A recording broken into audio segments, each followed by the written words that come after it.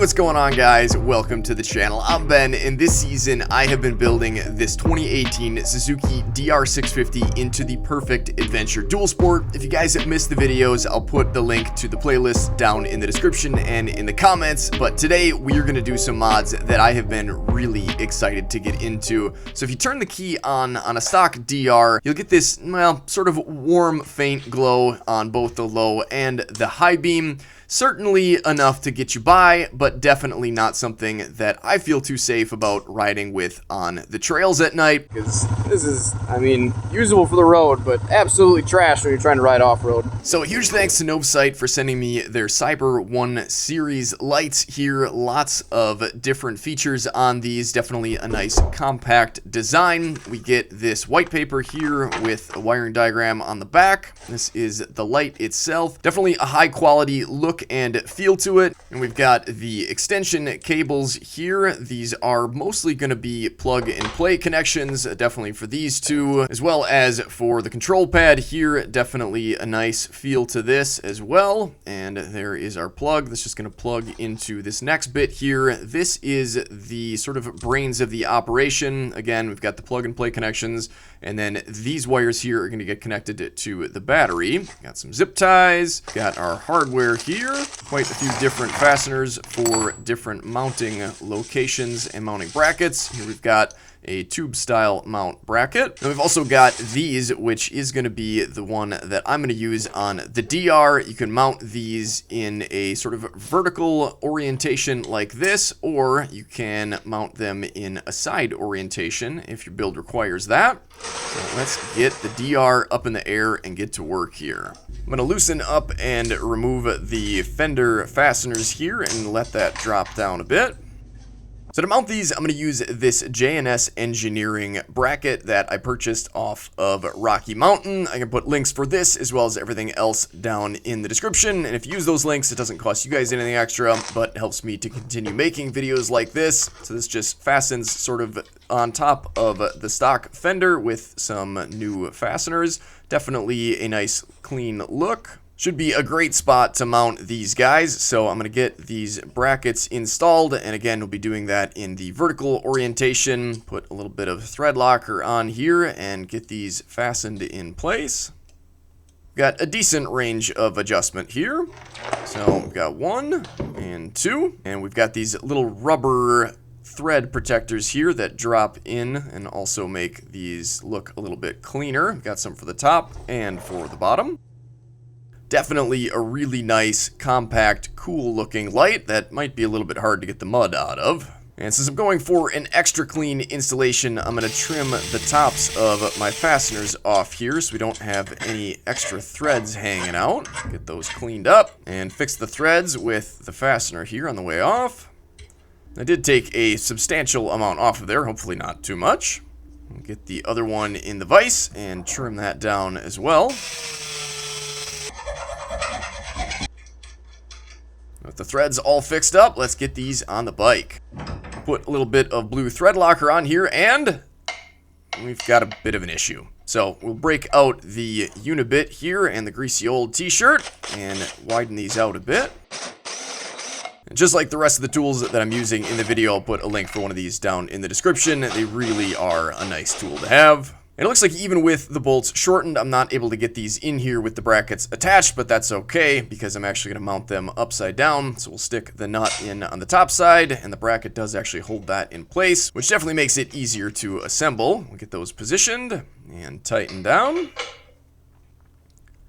And I don't know about you guys, but I really like the location and look of these lights. Definitely brings the bike to sort of a new level, as will the snazzy looking light switch here. So I'm gonna have to find a spot to put this, and it doesn't really seem like the bracket is gonna work out well in my initial location here because there's not really a great way to get to the buttons. So we'll have to find a different spot for it. And I think this is gonna be just about perfect. So we'll have to do something with this flat bracket to make it fit there. So we'll head back to the vise here and clamp this down and use my high-tech sheet metal bending tool here, as well as my new Tusk dead blow hammer. May have been some video editing magic in there to make this look as easy as it did. Sure would be nice if it worked that way in real life, wouldn't it? So we've got that bent up at 290s here, and I think that should be just about perfect. So we'll get this switch mounted here, a little bit of blue thread locker on these teeny screws, get that fastened down. And then I'm just going to remove the fastener that holds my clutch perch in place. Slip that through and reinstall it with the switch and bracket. And it seems like that should be out of the way and should be just about as easily accessible as the stock headlight switch. So next I'm going to turn my attention to all of the wires that I've got hanging around here. And to get those ran back to the battery in the control box, we'll have to remove my Tach tank bag as well as the side panels, seat, and tank. And thanks to Rocky Mountain, I'll be using the proper JIS screwdrivers here. They sent me their set, which has quite a few different sizes. And if you guys are unfamiliar, anything that looks like a Phillips on a Japanese bike is actually a Japanese industrial standard head. And that is exactly why they strip out so easy when you try to use a Phillips. Again, link down in the description. There'll also be a link for the Tusk Deep Well T-handles here. I've got to say, they really just are kind of fun to use, and I've really sort of grown accustomed to using them instead of a ratchet, but of course anything will do. Get the fuel line pulled off as well as the vacuum line here, and lift up and pull back on the tank. Remove that. We'll expose the battery here by removing the tie-down bracket, and we'll pull off my connections here. Negative side first, of course. We'll move that connection out of the way and lock it in place, and then I can remove my positive side connection here. And then I'm going to pull the headlight cowl off here. There are some wires inside of here that I'm going to need to get to, but we're also going to be doing a headlight bulb upgrade. So I'm going to remove all 4 fasteners on the sides of the headlight bracket, and then that whole thing will come off. We'll get the wires unzip tied and put that back in place, unplug it, and set that to the side. Pull the little dust boot off and remove the old stock halogen. This is a 55/60 watt low-high H4 bulb, and I'll be replacing that with the non-DOT approved Tusk H4 LED bulb. I've also been using one of these on the XR and have been pretty pleased with how it works in there. So we'll get the little collar removed, install that back in the light, put the clasp over it, and then reinstall the dust boot.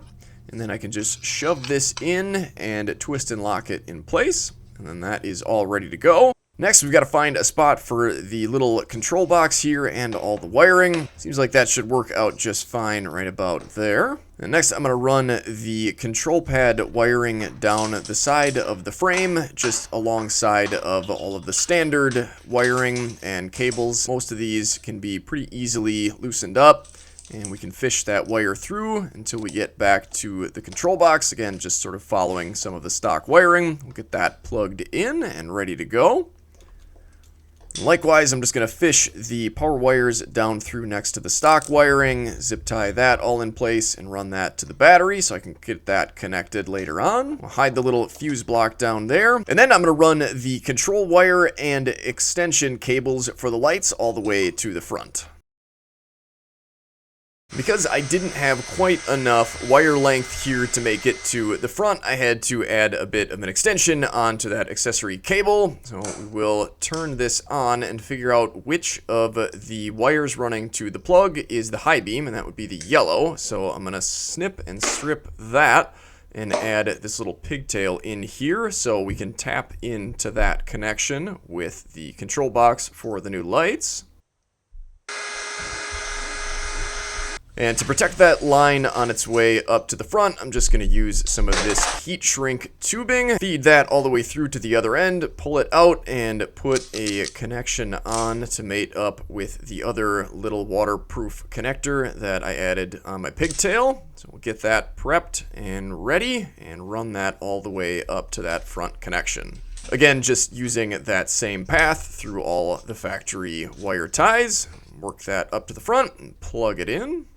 I stuck some VHB tape on the back side of the control box, and we will just stick that to the battery box here and get my extension cables that I ran on the opposite side plugged in. Those, again, just follow some of the factory wiring up the tube of the frame through all the wire ties, and we'll get that zip tied in place.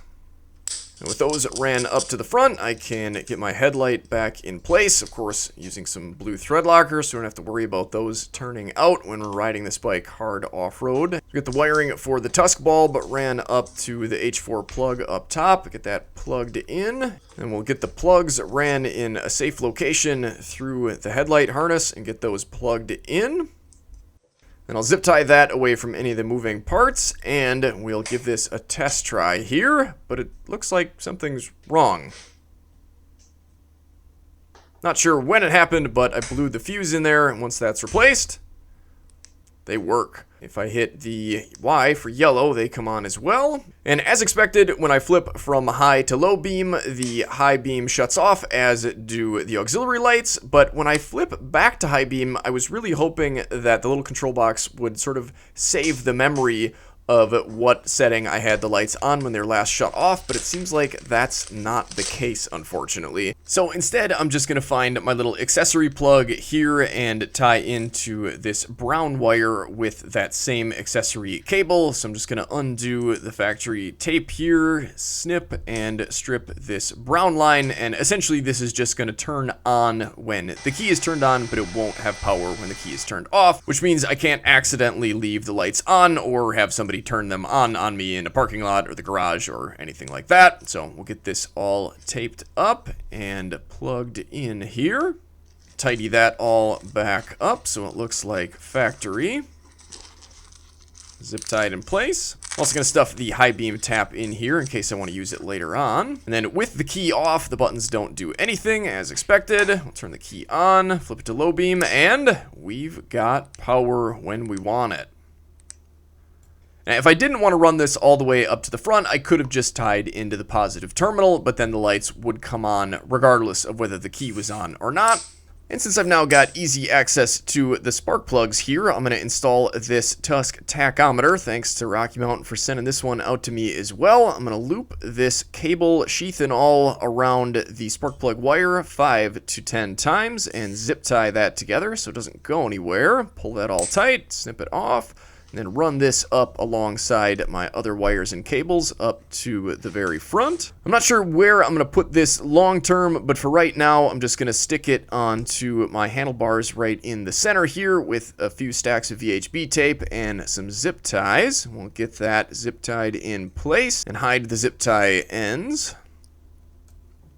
This has a whole bunch of features that will tell you when to do services on dirt bikes. I'm not sure how well it's going to work on a dual sport, but we'll get the wire ran up in here so it can pick up that signal from the spark plug. Zip tie a few more things together so nothing gets pinched when I'm moving the bars side to side.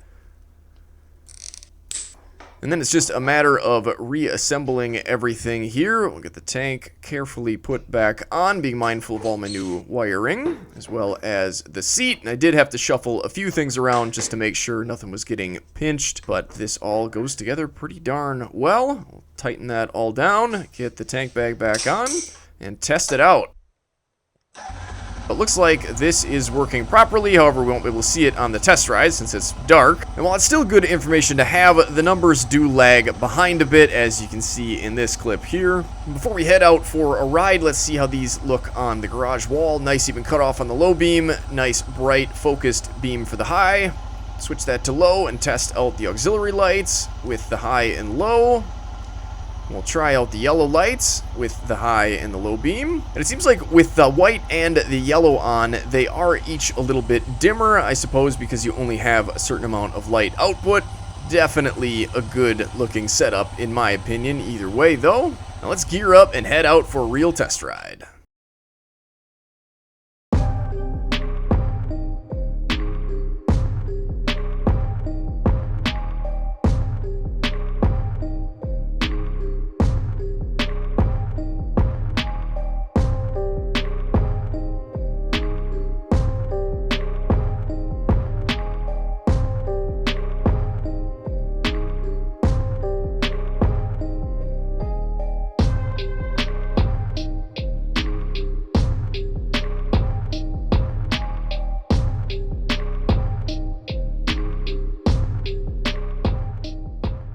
Oh, I wish you guys could see the stars. You can see the Milky Way even. So if I turn the key on, it's just the low beam.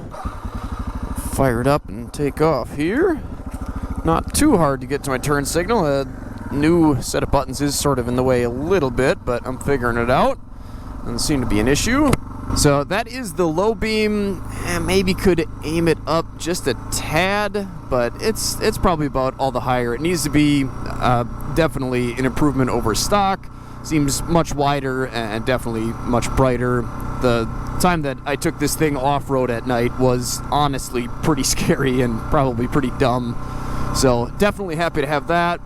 The high beam is certainly an improvement, sort of focuses the light more just straight down the road, so then of course you lose some of the fill in the ditches, which, you know, really isn't a great thing if you're flying around at night and you're in a place like I am where there are hundreds of deer on the side of the road and in the woods and stuff. So that's definitely not great, and that's why it's super nice that we now have all of this extra light, and it's like you don't even hardly need the high beam, and I have noticed it still is helpful, but this is just such a nice widespread. I am so happy with this light output. I mean, it's just awesome. It is, I mean, more than enough side to side that I can easily see the road and the ditches. I mean, it's plenty high enough. Even when going around corners, I mean, it's tall enough and wide enough that I don't lose sight of the ditch or the road or, you know, the road as it's cornering. I mean, for that, man, I mean, it makes you want to go a little bit faster at night than you probably should, even with all this light. But man, is this nice. I don't know that I've ever had this nice of light. Look at that, there's some deer right there. Where are you guys going? And I don't know if you just saw that, but every once in a while, a little weird yellow light kicks in. Oh, wow, I'm in like third gear. There's still a deer over there. Oh, there it was. Now it just kicked off. So I'm not sure. Oh, where are you going, deer? Don't sideswipe me. Oh, crap, I lost. I lost visual. Don't jump over. That is, or was going to be, I guess, my next point, though, is that as nice as this is for sort of driving light, there is now maybe a little bit more darkness kind of off to the periphery than I would like. And I mean, sure, I could aim them into the ditch a little bit more. I don't really like doing that, mostly just for aesthetic reasons, which I know is silly. But I suppose we could do that. Oh, see, now that clicked on again. There's just like a sliver of yellow that somehow bumps up, and it's not the actual yellow portion of this, because that's much lower. And in comparison to where the white is, I don't know why the yellow is so low.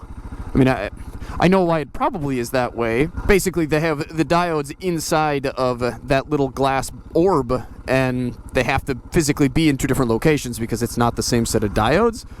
But I don't know. I mean, it's almost... I gotta get moving. I'm fogging up my visor. I got the MSR ADV visor cracked just a hair, but it still gotta be moving.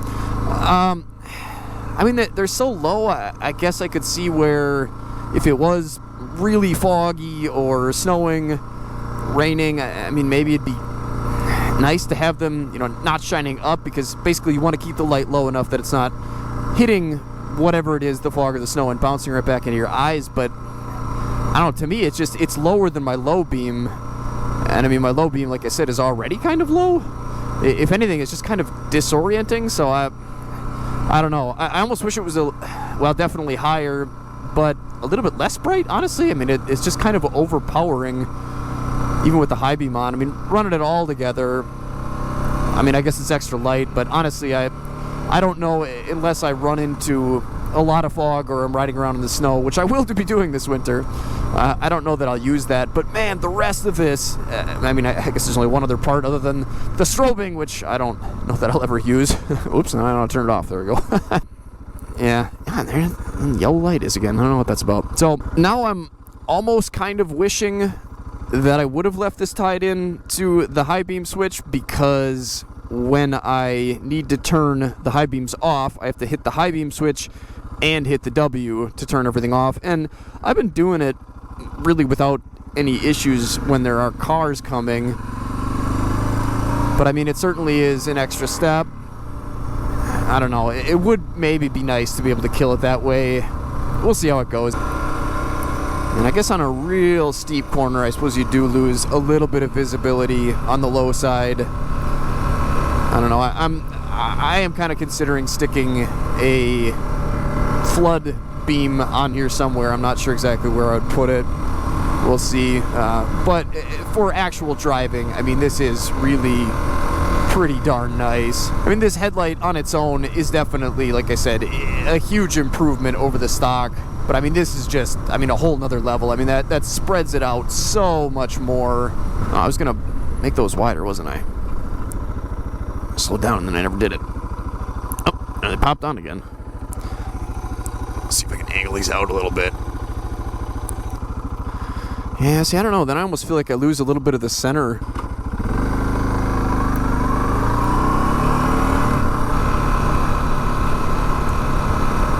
Yeah, there's a definite hole there, especially then if I turn the high beam off. But, I mean, it does kind of fill it in. I guess we're just looking at the corner on the side. Why? Why are you doing that, lights? I don't understand. Yeah, I mean, you could do it, I guess. I don't really know that I'm gaining that much on the sides, that I really feel like it's better than having it just in the center and having that bright spot beam right down the road. Woo! Either way, though, I mean, off-road especially, I think this is going to be super nice because I've got so much light everywhere that the trail, and it doesn't matter whether the trail's straight ahead of me or at a sharp 90, it's going to be much better illuminated. I think a flood, in addition to this, though, still would be nice for nighttime off-road riding. I don't know, I don't really like how these are now off into the ditch, but I suppose this does make good use of all of the light now. I was hoping we'd run into some fog in these valleys, but no luck. Yeah, now they're basically just shining at the the brush on the side, which really isn't what you want either, because then everything is so bright on the sides that you sort of lose your vision ahead of you then. Is anybody else this particular about lights? Or is it just me?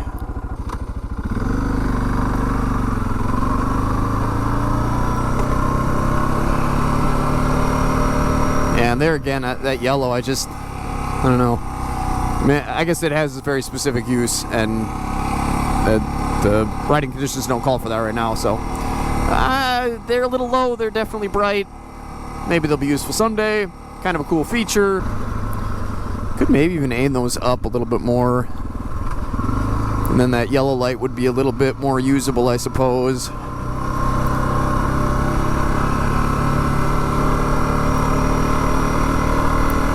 Certainly works where they're at, though.